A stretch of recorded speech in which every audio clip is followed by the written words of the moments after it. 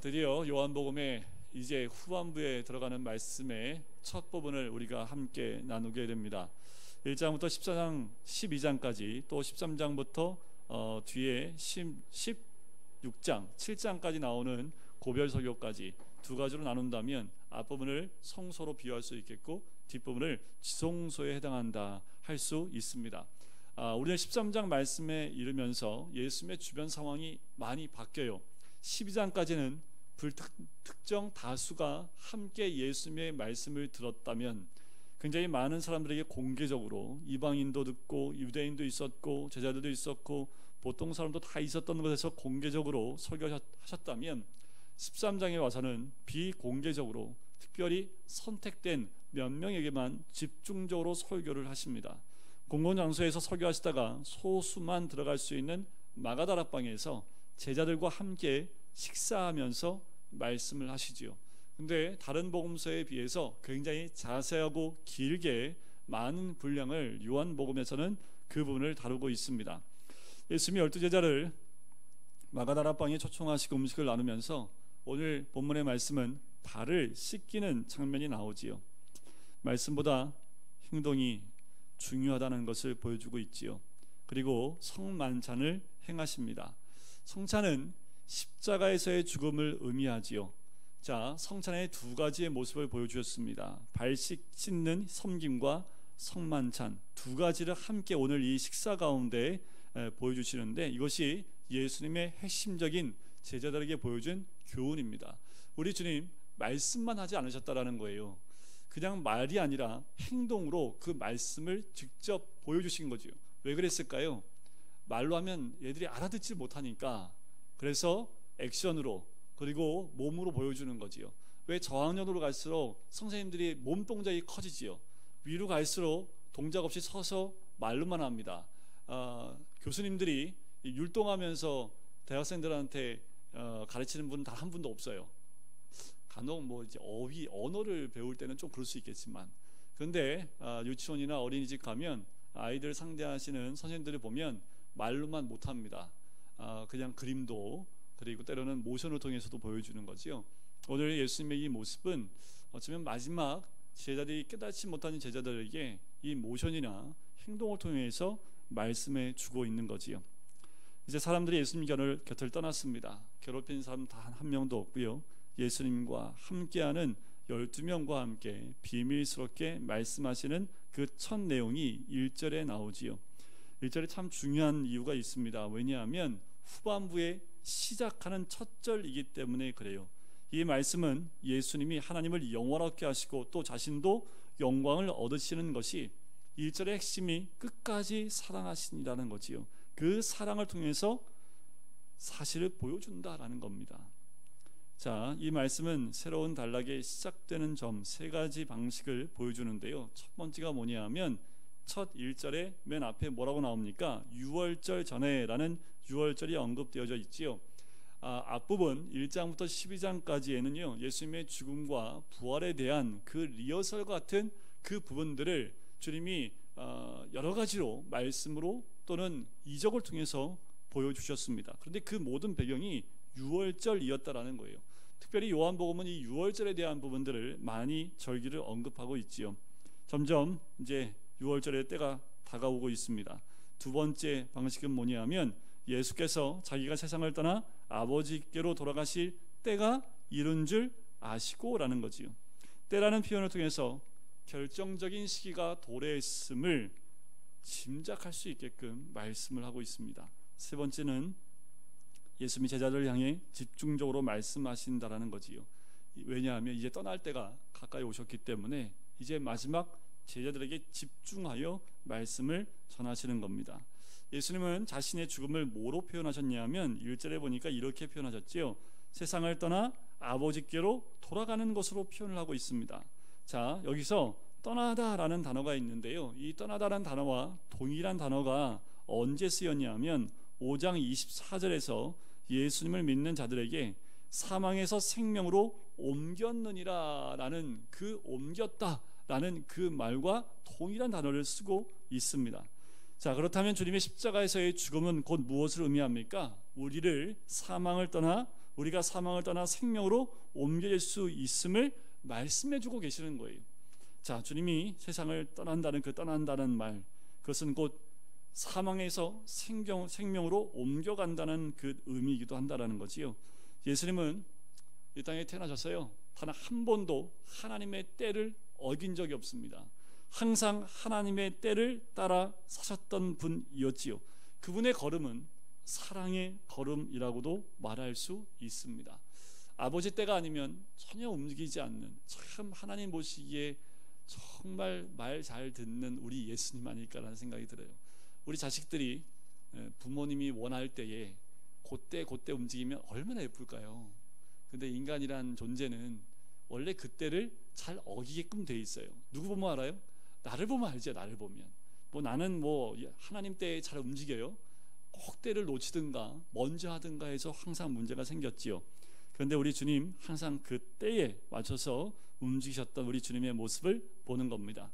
세상에 있는 자기 사람들을 사랑하시되 끝까지 사랑하신다. 자, 13장부터 마지막 장은 예수님이 세상에 있는 자기 사람들을 사랑하시는 이야기로 다 적혀져 있습니다. 어떻게 사랑해요? 끝까지 사랑하시는 내용들이 적혀져 있습니다. 여기서 끝까지라는 말에는 두 가지 뜻이 있습니다. 자, 완전히 생명을 다할 때까지, 즉 예수께서 돌아가실 때까지 사랑하신다는 뜻이고 아낌없이 사랑하신다는 뜻이 이 안에 들어가 있습니다. 또 한 가지는 끝까지에 해당하는 동사가 언제 또 쓰이냐 하면 십자가 위에서 돌아가시는 예수님의 입에서 나옵니다.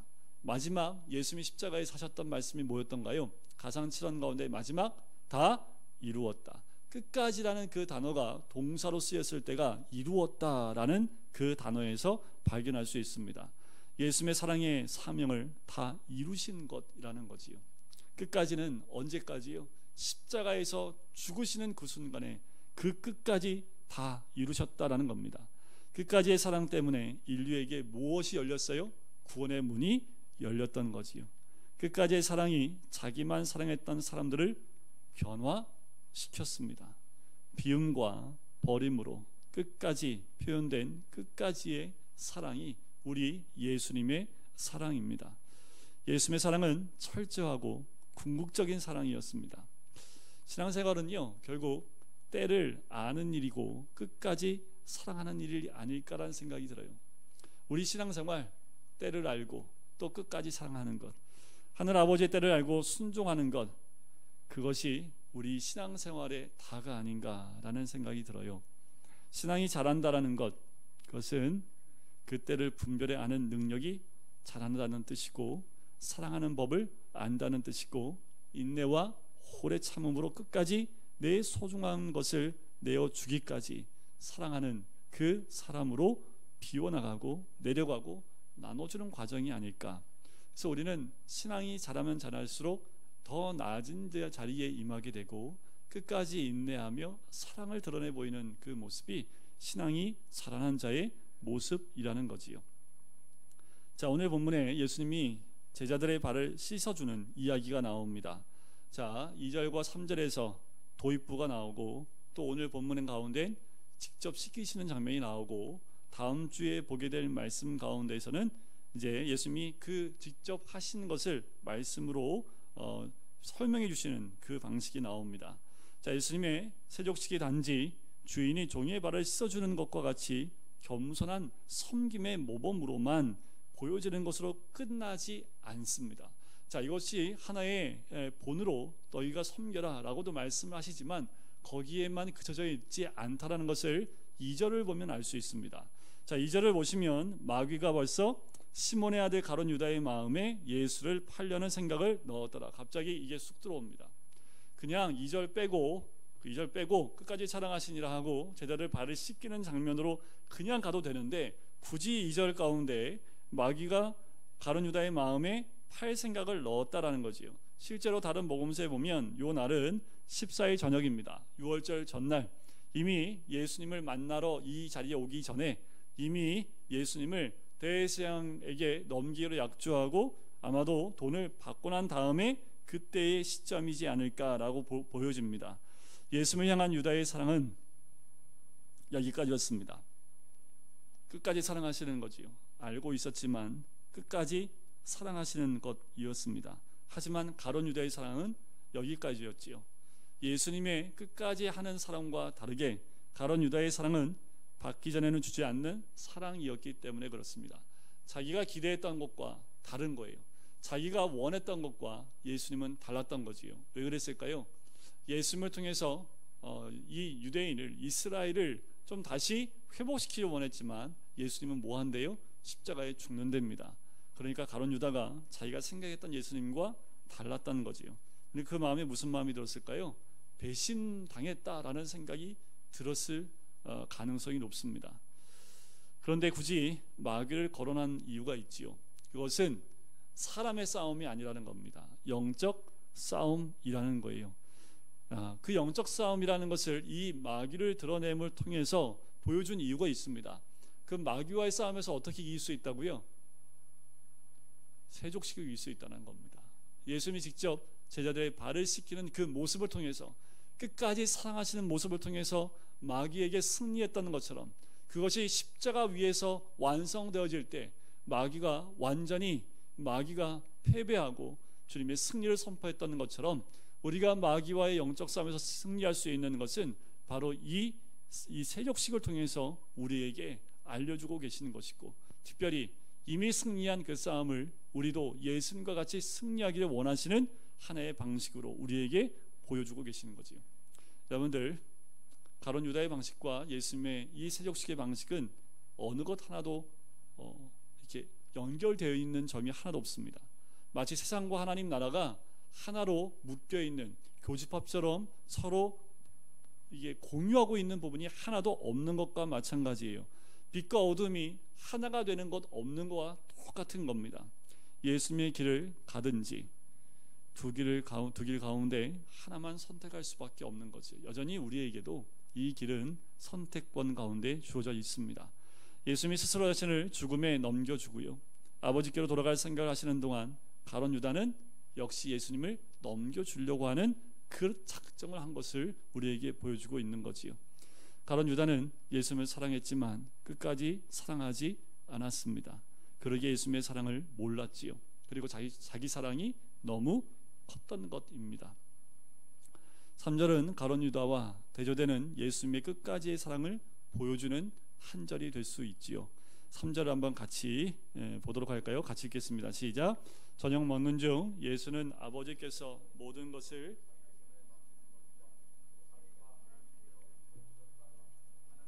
그러하실 것을 아시고.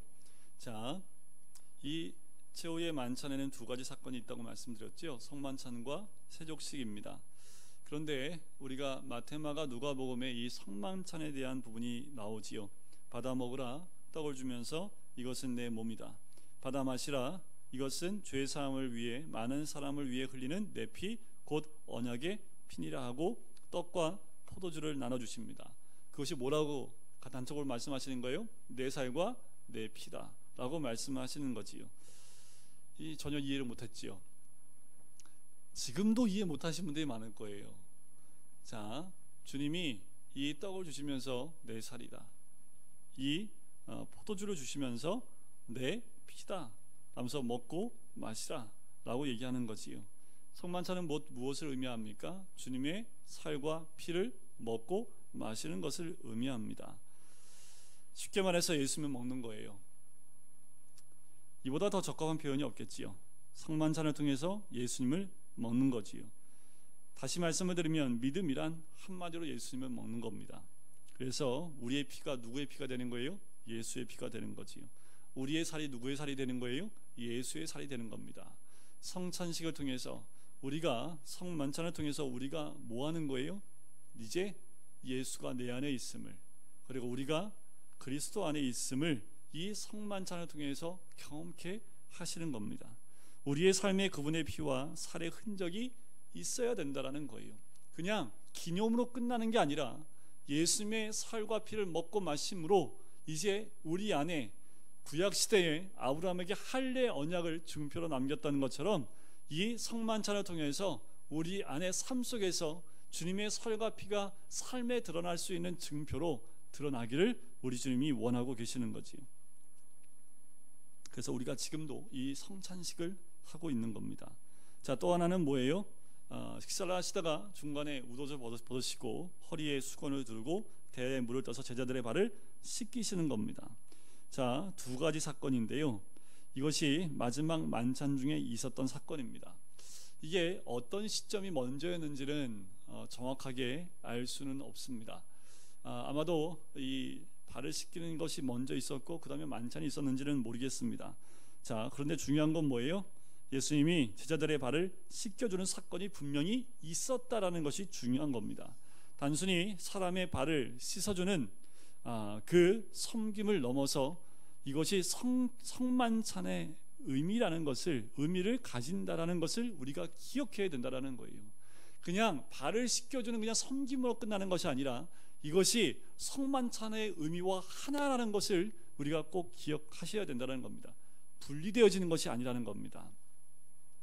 우리의 봉사나 헌신에서 십자가와 성만찬의 의미를 내포하고 있지 않으면 다 자기 의가 드러납니다. 주님의 의가 드러나는 것이 아니라 내 의가 드러나는 거지요. 우리가 교회에서 헌신하고 봉사하고 섬기는 건 다 그것을 통해서 무엇을 드러내기 위해서요? 십자가를 드러내기 위해서입니다. 예수님의 살과 피를 내 몸에 담았기 때문에 그것을 드러내 보이는 거예요. 그런데 그 의미로 하지 않으면, 그 의미가 내포되지 않으면 자기 의입니다. 쉬운 말로 말해서 내가 잘났기 때문에 하는 것으로 보일 수밖에 없는 거지요. 진정한 그리스도인의 발 씻김, 섬김, 봉사, 헌신의 의미는 바로 이 성만찬입니다. 예수님이 제자들의 발을 씻어주신 것은 발이 깨끗지 않았기 때문이겠죠. 보통 그때 문화가 뭐냐면요, 밖에서 나갔다 들어오면 손 씻을 물과 발 씻을 물을 주게 돼 있고요. 그리고 누가복음에 보면 들어온 사람한테 감람유를 어떤 이게 그 향기가 날 수 있는 그 향유를 바르든지 아니면 감람유라도 주어서 몸에 바를 수 있도록 한 것이 그때 문화였고 예법이었습니다. 근데 오늘 본문에 보니까 들어올 때 발을 씻지 않으신 것 같지요. 발을 씻는 이 습관이 있었던 것은 먼지가 많은 지역이기 때문에 지금 우리가 코로나 때문에 밖에 나갔다 들어오면 꼭 뭐부터 해요? 밥 먹기 전에 뭐부터 해요? 이제 그냥 하나로 잡혔지요. 그리고 우리 나갈 때 꼭 뭐 하고 나가요? 이제 나갈 때 마스크 안 하면 차도 못 타요. 지하철도 타면 사람들이 째려봐요. 마스크 안 하고 있으면. 습관이 된 거지요. 이 당시의 문화도 손 씻을 물과 발 씻을 물을 줘요. 누가 가지고 오냐 하면 그 집에 하인이나 종이 와서 손님의 발을 씻기게 되어 있습니다. 그런데 종이 없어요. 그러면 누가 하냐 하면 집 주인이 와서 섬기든지, 주인이 좀 그러면 같이 온 사람 중에서 제일 어린 사람, 그리고 제일 말째가 그 발을 씻겨야 됩니다. 근데 지금 가만히 보니까 발을 씻겼어요? 안 씻겼어요? 안 씻겼지요. 예수님이 직접 발을 씻기시는 장면을 보니까 두 번 하실 분은 아니고 분명히 제자들 가운데 씻기지 않았습니다. 어디서 알 수 있냐 하면 예수님이 이 성만찬 가운데 끝나고 겟세마네 동산으로 갈 때에도 얘들이 뭐 갖고 싸운지 아세요? 이 제자들이 누가 크냐로 싸웠기 때문에 이 중에 12명 가운데 내가 제일 막내야 라고 말하는 사람이 단 한 명도 없었다는 것을 알 수 있습니다. 자, 그래서 예수님이 발을 씻기는 것은 그때 문화 가운데 하나에 있어야 될 모습이지만 이 모습을 통해서 우리 주님은 섬김의 도뿐만 아니라 구원의 상징적인 의미까지 이것에서 다 말씀해주고 있다라는 겁니다. 우리 베드로 때문에 이게 이제 정확하게 우리 주님이 우리에게 말씀해 주는 거지요. 이 발 씻는 이 세족식을 통해서 섬김의 도일 뿐만 아니라 이것이 구원의 상징적인 의미까지 포함하고 있는 것을 우리에게 알려주는 모습입니다. 자, 4절과 5절에 보면 자, 저녁 잡시다가 갑자기 일어납니다. 겉옷을 벗어요. 그리고 수건을 가져다가 허리에 두르십니다. 이 모습은 당시에 종이 했던 모습 그대로의 모습입니다. 겉옷을 벗고 또 수건을 가져다 허리에 두르십니다. 여러분, 종처럼 섬기려면 뭐부터 벗어야 돼요? 네, 위에부터 벗어야 됩니다. 우리가 누구를 섬길 때는 뭐부터 해야 돼요? 내가 입고 있는 것 벗지 않고서는 섬길 수가 없는 거지요. 내가 이것저것 많이 입고 있으면 섬김에 걸림돌이 됩니다. 예수님도 섬기기 위해서 겉옷을 벗으셨다는 것처럼 우리도 누구를 섬긴다고 하면 내가 가지고 있는 학력이나 지식이나 경험이나 아니면 내 직책이나 모든 것 다 내려놓지 않으면 섬길 수가 없는 거지요. 대야에 물을 떠서 제자들의 발을 씻으시고 두르신 수건으로 닦기를 시작합니다. 그런데 이걸 할 때 예수님이 이렇게 닦으면서 자식 발이 왜 이렇게 더러워? 말씀 안 하셨다라는 거예요. 줄서 한 명씩 부르면 나와, 뭐 이렇게 말씀도 안 하세요. 그냥 이 모습 보면 어떤 모습이 떠오르시나요? 항상 우리 뭐 인자하신 예수님의 얼굴만 생각나니까 그냥 조용히 아무 말씀 없으신 그 모습. 진정한 사랑에는 말이 필요 없는 거지요. 진정한 사랑은 어디서 나와요? 우리의 삶의 모습에서 나오게 되어져 있는 거지요. 또 두 번째는 좀 전에도 말씀을 드렸지만 발을 씻겨주실 때 무슨 모습이었다고요? 종의 모습을 가지셨다라는 겁니다. 진정한 사랑에는요, 종의 모습이 묻어나게 되어 있습니다. 우리가 좋은 일을 하고도 사람들에게 감동을 주지 못하는 이유는 종의 모습이 아니라 지배자의 모습을 가지고 있기 때문에, 능력자의 행색을 드러나기 때문에 그런 거지요. 세 번째는 제자들의 발을 씻겨주는 모습에서 종의 모습으로 이 땅까지 내려 낮은 자리까지 임하신 우리 주님의 모습을 우리에게 보여주시기도 합니다. 섬김은 그와 같은 거지요.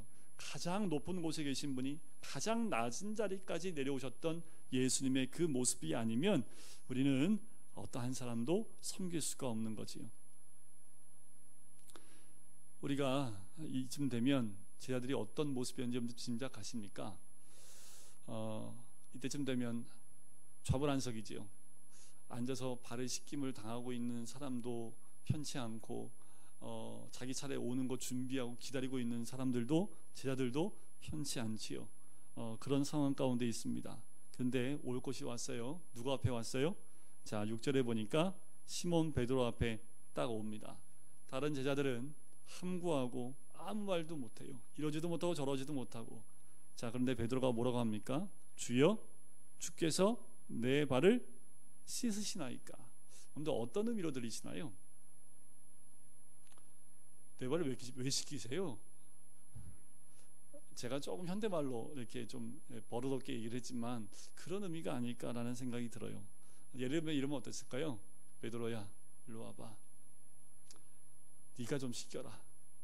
이러면 베드로가 이렇게 씻기면서 얼마나 어깨가 으쓱했을까요? 그죠? 예수님이 베드로 인정해 준 거 아닙니까? 근데 그것도 아니에요. 베드로는 굉장히 당황스러웠겠지요. 자기 앞에 왔을 때 베드로가 주여 제 발을 씻겨주려 하십니까? 어쩌면 굉장히 교만한 말 아니었을까라는 생각이 들어요. 다시 말씀을 드리면 그의 마음 가운데 주께서 이렇게 창피를 주십니까? 차라리 제게 주님의 발을 씻기라고 말씀하시지, 그러면 제가 기꺼이 씻겨드렸을 텐데 말입니다. 아마 그런 의미가 아니었을까. 근데 예수님은 허락하지 않으시지요. 7절 같이 한번 읽어볼까요? 7절입니다. 시작. 예수께서 대답하여 이르시되 내가 하는 것을 언제 한다고요? 이후에는 알리라. 이후에는. 우리 자식들이 언제쯤 알까요? 이후에는 알리. 결혼하고 지 같은 놈 한 번씩 낳아봐야지. 네, 그때 가면 안다고 보통 얘기를 하잖아요. 예수님도 지금은 네가 잘 모르는데 이후에는 알리라. 그러면 뭐라고 해야 돼요? 베드로가 아멘 하고 입 다물고 그냥 씻김을 받으면 되지 않겠습니까? 근데 그 예수님의 영적인 의미를 깨닫지 못해요. 그래서 베드로가 대뜸 뭐라고 얘기합니까? 8절에 보니까 내 발을 뭐 한대요? 절대로 씻지 못하시리. 얼마나 교만해요. 예수님이 발 씻겨주면 감사합니다 아멘 하고 씻으면서 하나님 주신 의미가 뭘까를 봐야 되는데 못 씻긴대요. 내 발은. 그때 예수님이 여기서 그 중요한 말씀하시지요. 내가 너를 씻어주지 아니하면 내가 나와 상관이 없느니라. 굉장히 무시무시한 말씀하시지요. 네가 나한테 발을 씻김 당하지 않으면 너하고 나하고 아무 상관이 없다라는 거예요. 그러니까 베드로가 겁을 먹었겠지요. 그랬더니 9절에 겁먹은 표정으로 얘기합니다. 주여 내 발뿐만 아니라 손과 머리도 씻어 주옵소서. 목욕시켜달라는 거예요. 목욕. 네, 이게 몇 단계 가는지 모르겠어요. 약간 베드로가 베드로 전후서를 썼을 때는 이제 그 말씀의 지혜가 굉장히 깊었을지 모르겠지만 이때는 좀 단순 무식하지 않았을까? 그냥 들이대는데 아주 능통한 사람 아니었을까라는 생각이 들어요. 자, 그랬더니 예수님이 뭐라고 말씀하시냐면 이미 목욕한 자는 발밖에 씻을 필요가 없느니라 라고 얘기를 합니다. 자, 이거는 무엇을 빗대서 얘기하냐면 당시에 로마 사람들이 목욕하는 그 풍토를 사람들이 다 알고 있기 때문에 그것에 대한 부분을 이야기하면서 이 부분을 말씀하시는 거예요. 로마 사람들이 목욕하면요, 목욕탕과 옷을 입으러 나오는까지는 일정 거리를 걸어 나와야 됩니다. 그러면 발에 먼지가 묻을까요, 안 묻을까요? 묻게 되지요. 그래서 목욕하고 나와서 옷을 입기 전에 다시 한번 발을 씻을 수 있는 그 물이 준비되어져 있다고 합니다. 그러니까 예수님이 이 말씀하신 거죠. 이미 목욕한 자 너희는 이미 깨끗한데 발밖에 씻을 필요가 없다라고 얘기하면서 온몸이 깨끗하니라 라고 말씀을 하고 계시는 거지요. 이 말씀대로 이 제자들은 이미 깨끗한 자들인데 너희들의 발만 씻으면 된다라는 겁니다. 구원에 또 죄 씻음에 대한 부분들을 말씀해 주고 있는 거지요. 진정한 믿음은 주님이 시키시는 것을 또 주님 말씀하시는 것을 그냥 그대로 수용하는 것이 먼저여야 합니다. 무엇을 해야 되는 것 아니라 주의 말씀을 먼저 그대로 아멘으로 받아들이고 수용하는 일이 먼저라는 거지요.